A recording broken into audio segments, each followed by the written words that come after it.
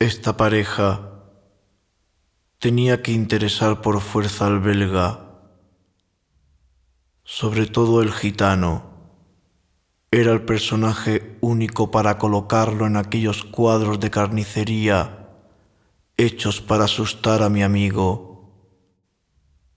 En la corrida era el que gritaba con más furia al presidente pidiendo caballos, quien arrancaba las banderillas con más crueldad al toro que saltaba la barrera. En el patio de los caballos o enfrente del puesto de carne de toro parecía un traidor del melodrama que allí se representaba. Si el pintor de la Croix hubiese asistido a la fiesta, aquel tipo y un caballo atado a un carro en postura de suplicio hubieran sido sus modelos para algún cuadro trágico de los que el artista francés sabía componer de modo tan personal. Allí parecía bien el matón entre los caballos, y aunque no estuviera cuchillo en mano y solamente de mirón, resultaba para el belga el verdugo y autor de tanta carnicería. Los chicos daban patadas o tiraban de la cola a los muertos del montón por ver si se levantaba algún penco, cerciorarse bien si no había alguno vivo.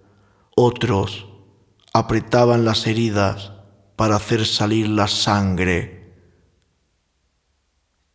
Cosas de chicos, le dije. Y el belga añadía, cosas de España, convencido de que los granujas flamencos no harían eso en el matadero de Bruselas. Los miraba como futura gente cruel y no quiso salir de allí sin seguir a uno de los carros que bien pronto arrancó del patio.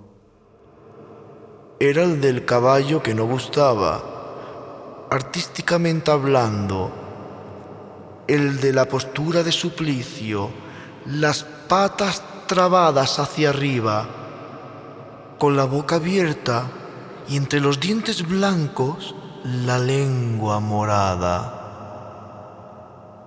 El carro de la Croix llegó en 5 minutos a su destino, fuera de las fortificaciones, parándose en una casita delante de un nuevo montón de víctimas de la fiesta. Allí era donde los cocían en caldera para sacar el sebo y arrancarles la piel antes de enterrarlos. Pero ya era tarde para esta faena y habían decidido dejarlos amontonados para el día siguiente. Entonces vimos el verdadero cuadro que Delacroix hubiera pintado.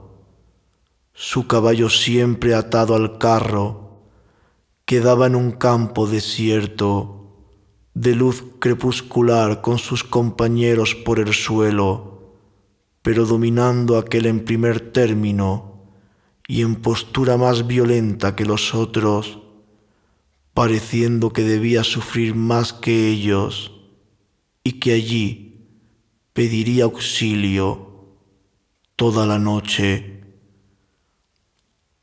En Pamplona había una fiesta nocturna y nosotros, huyendo del paseo rutinario, salimos a las afueras.